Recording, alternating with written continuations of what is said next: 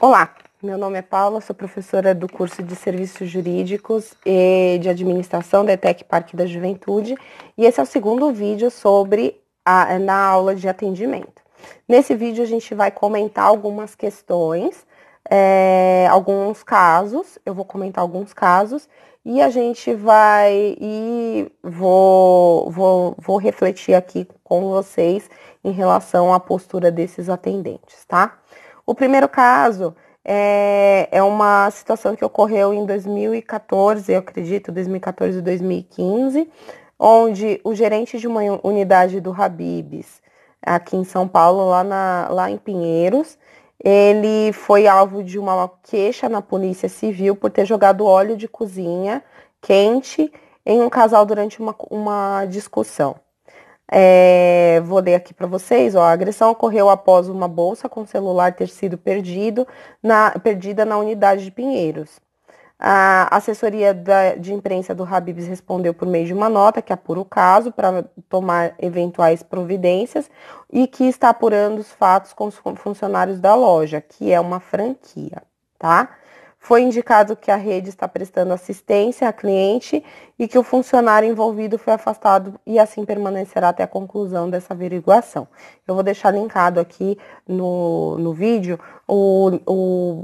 a notícia, tá? Para vocês darem uma olhada. Então é o seguinte, a gente tem algumas situações aqui para analisar quando a gente vai pensar, por que que ele fez isso, né?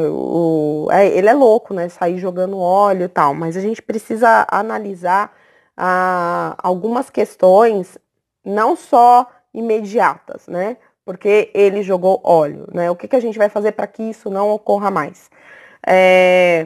E aí, quando a gente discute isso em sala de aula, os meus alunos eles ficam muito, às vezes, em cima da questão de jogar o óleo. Mas a gente pode pensar em jogar qualquer outra coisa, gente. Jogar uma faca, jogar. O que leva uma pessoa que trabalha numa rede de restaurantes, que é gerente, a tomar uma atitude dessa? Primeiro que a gente não tem nenhum gerente que chegue numa posição gerencial sem ter passado por outras fases antes de chegar nessa posição, né? Ou pelo menos a gente não deveria, porque a gente está falando de uma pessoa com cargo gerencial que ela deve necessariamente entender como que funciona o trabalho dos seus gerenciados e entender de gestão de pessoas. Ela vai ter que gerir pessoas, ela vai ter que lidar com problemas que não são o produto que ela está ali vendendo, que não é a esfirra em si. Mas a moça que vai faltar porque não tem com quem deixar o filho dela, esse tipo de problema não tem relação com vender esfirra, mas é um problema que esse gerente tem que resolver. Então, a gente precisa pensar primeiro, pensar nisso também. Não primeiro, não tem uma ordem para a gente pensar, mas eu quero que reflita, né? Então, como que a gente poderia, por exemplo, usar essa situação para realizar um treinamento com a rede de franqueados do Habib's, tá? Então, primeira coisa que a gente precisa entender é que os gerentes, eles estão em uma linha de frente que eles lidam não só com os problemas da empresa em si, de vender o produto, mas também com as questões relacionais, tá? Outra coisa, a gente precisa entender também a questão do que é essa empresa. Geralmente, Habib's, McDonald's e tal, eles têm uma política de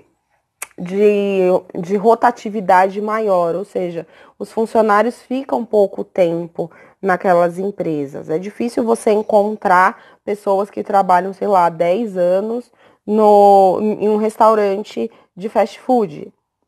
É uma característica do negócio.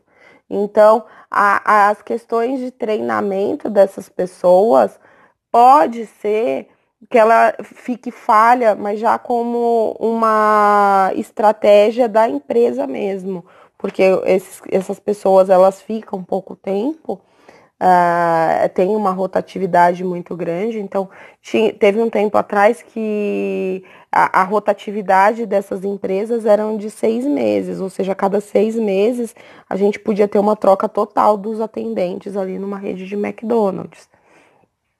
Então, isso é difícil da gente criar essa relação de confiança, porque essas pessoas estão trocando muito. Nos últimos anos, a gente teve uma mudança dessa história, porque a gente entrou em crise econômica, a gente tem uma dificuldade de emprego para a população, principalmente para a população mais jovem. Então, aqui no Brasil, a gente teve uma inversão nessa questão aí, e você encontra pessoas hoje que têm família, que são pais de família e trabalham, né, nesses restaurantes. Já é possível. Antigamente a gente só via estudante mesmo trabalhando nessa linha de frente de restaurante, né? Então, a questão é o gerente ter jogado óleo em um cliente, em uma situação acalorada, pode ser reflexo de muitas políticas da empresa. Pode ser falta de treinamento, pode ser uma demanda maior de trabalho, então, pouca gente no restaurante. Pode ser um reflexo. E isso são questões que a gente vai estudar, como a gente vai evitar anteriormente. A gente não pode deixar acontecer. A gente não pode deixar jogar um óleo quente num cliente para a gente pensar em como a gente vai lidar com essa situação aí frente o nosso público. Porque aqui a gente tem, né, a assessoria de imprensa informa que está afastando. Talvez afastar o gerente não seja nem o problema maior. Talvez ele não seja o problema maior. Talvez aquele restaurante tenha um ambiente tóxico. Enfim, são várias possibilidades. E é isso que eu quero que vocês pensem sempre quando vocês refletirem sobre as relações que vocês mantêm com as pessoas nas organizações que vocês trabalham. Porque muitas vezes a gente olha o ato final como o problema. E a gente tem um reflexo aí. Muitas vezes o gerente ele tem o comportamento espelhado no do gerente, do diretor dele. E isso cai em cascata. E até que o último da escala ele vai ter esse tratamento com o filho dele em casa. Enfim, gente. A gente tem estruturas relacionais que impactam de uma forma ou de outra. Então, analisar aqui, o cara é louco, é o mais fácil, mas não é isso que eu quero que você pense. Eu quero que você pense profundamente nas questões que podem ter levado a acontecer esse caso, tá? O segundo caso, pessoal, é um caso que os meninos... Eu vou pular, vou fazer o primeiro e o terceiro. O terceiro caso é o seguinte. A gente tem um post na internet de um restaurante japonês que ele fala o seguinte, um comentário numa rede social, no Facebook. O comentário é o seguinte do cliente. Não recomendo, péssimo atendimento. Cozinha demorada, pedidos nunca chegam, somem. Se reclamar ainda acham ruim e ficam de cara feia. E aí tem a foto ali do pedido. Na página do Facebook, tá? Aí a resposta do restaurante é a seguinte. Não gostou? Vários pontos de interrogação. Não recomende. Então aqui a gente tem uma situação totalmente diferente do que a gente falou na outra situação ali, né? Aqui a gente tem outra via de comunicação, a gente não tá mais pessoal, a gente tá pela internet. Esse comentário vai ser visto por todas as pessoas que acessarem a página desse Facebook, desse restaurante. Então, quais são as recomendações quando você recebe reclamações da empresa em canais, em redes sociais? Primeiro, a gente precisa pensar na dinâmica das redes sociais. As redes sociais, elas têm uma dinâmica mais menos equilibrada do que na vida real, né? Muitas pessoas falam coisas na rede social que elas não falam na vida real. Então, ela dá uma certa liberdade, à minha opinião, né? A rede social. E quando você, como empresa, não sabe lidar com isso, você pode ter um impacto negativo. Então, se você coloca aqui não gostou, não recomende, então você está dizendo para toda a comunidade, olha aí, ó, se você não quiser vir, não vem, tal. Ah, professora, e o que é ideal aqui?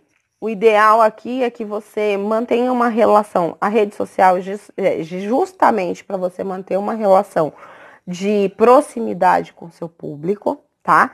Então, o ideal aqui é que você encaminhe, peça para que ele entre em contato em outro canal de atendimento que não tem essa visibilidade.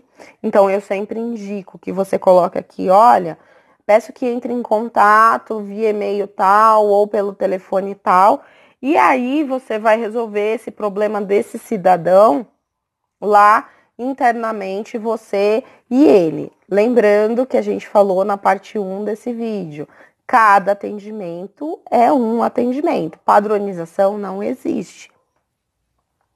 Então, na rede social, a gente precisa ter cuidado, a gente precisa responder todo mundo. É uma prerrogativa que todo cliente se sinta único ali.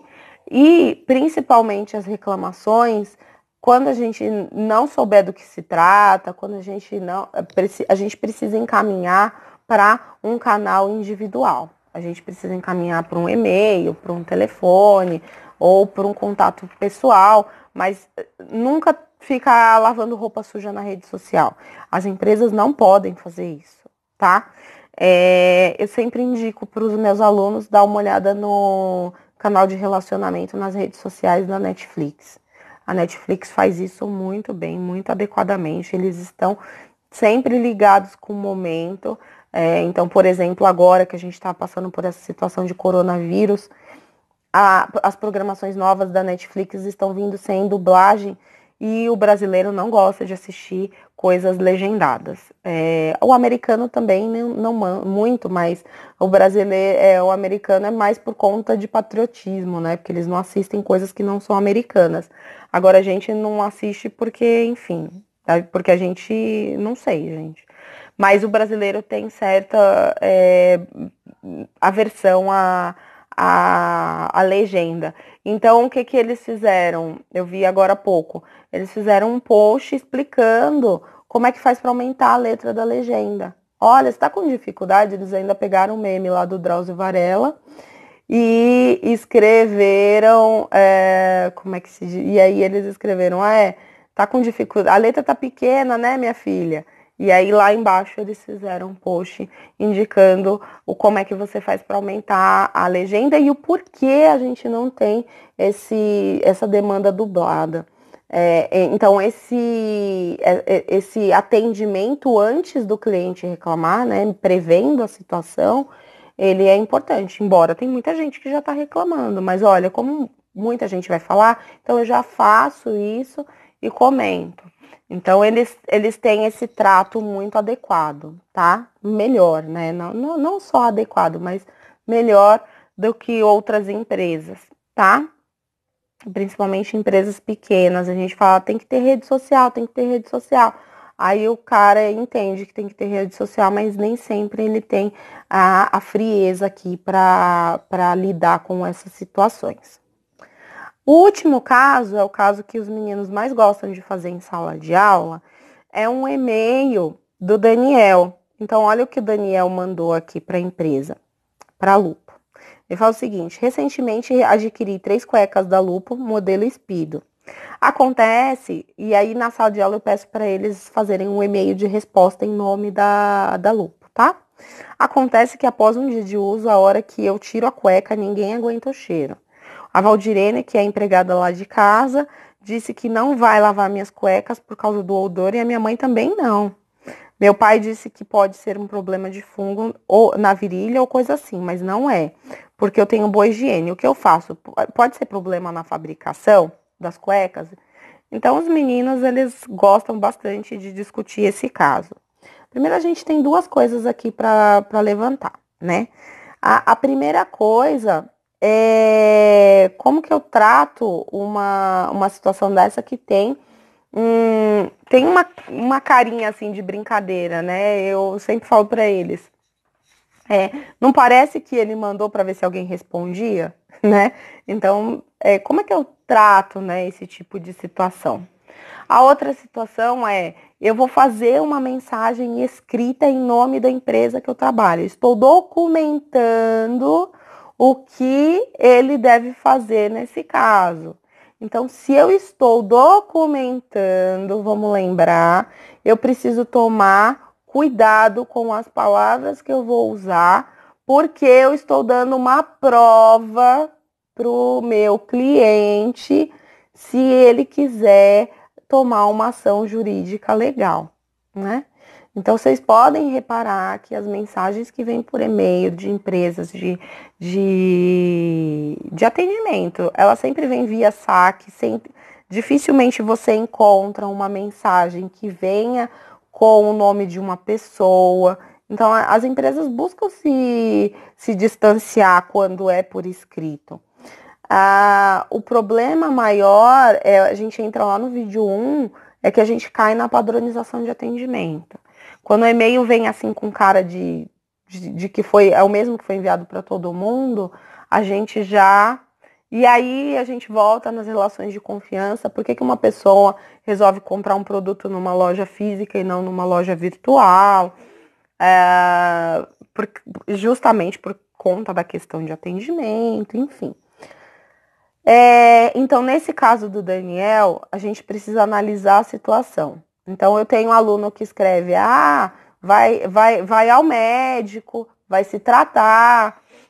Tem aluno que escreve assim, me mande a sua cueca de volta, que a gente vai te mandar, a gente vai te mandar 10 modelos da nova cueca da Lupo. Enfim. Então, e aí o que eu falo para eles? Gente, a gente precisa entender qual é a situação, né? Então, antigamente, lá no começo dos anos 2000 e tal, a gente tinha essa situação das empresas mandarem você reclamar que você tinha recebido um produto inadequado e a empresa te mandar outras amostras ali de outros produtos. Hoje em dia, como isso ficou muito... todo mundo começou a reclamar, as empresas não estavam dando conta mais de mandar tantos produtos. Então, hoje em dia é muito raro isso acontecer. Isso vai acontecer quando o problema da pessoa realmente exigir esse tipo de postura, né? Então, a gente está falando aqui de um produto que é uma lingerie, é íntimo. Então, você vai pedir de volta para analisar, né? O que você vai fazer, né? Então, aí vai mandar o cliente ao médico, ele tá lá com um problema, você vai mandar um e-mail escrito, vai ao médico. Então, e aí eles dão muita risada com essa questão aqui, porque muita gente manda ao médico, muita gente dá um monte de cueca pro Daniel, enfim. E aí, o que eu quero que você pense agora, né? Numa mensagem que ela seja direcionada a esse cliente, mas que ela também não te coloque em risco como empresa, tá? Então aqui a gente vai tentar colocar aquelas mensagens mais leves. Olha, nossos produtos são produzidos dentro dos mais rigorosos sistemas de qualidade. Gostaria que me encaminhasse o número do lote de fabricação do seu produto para que eu possa ver se teve algum problema de fabricação. Lembramos que os produtos de poliéster, eles podem dar alergia. Use sempre produtos naturais. A gente vai tentar passar um pano aqui e falar para ele, então, se você tiver mesmo problema, você me devolve, porque quando eu falo para você, me manda o lote, se o cara tava de brincadeira, ele só vai falar assim, tá bom, né, não vou mandar, acabou. Eles me responderam. Agora, se ele tem um problema verdadeiro, ele vai entrar em contato de novo. E aí você já vai ter mais detalhes para poder lidar com esse problema, né? Então, é isso que a gente tem que pensar. Cada caso é um caso e cada caso demanda uma atitude diferente. É isso que a gente precisa pensar, tá? Então, pessoal, eu espero que nessa aula aqui, com esses exemplos diferenciados de diversos canais de atendimento, a gente tenha tentado explorar várias formas de se refletir situações diferentes e principalmente que vocês tenham entendido que não tem como padronizar o atendimento. Cada realidade de cada empresa é uma realidade que a gente precisa estruturar, tá bom? Que a gente precisa treinar, enfim. Então é isso, pessoal. Então, só recapitulando, então a gente falou de uma situação presencial, que foi a do óleo quente, a gente falou de uma situação em rede social e a gente falou de uma situação por escrito, tá? Então é isso, eu vejo vocês nos próximos vídeos e fiquem bem, cuidem-se.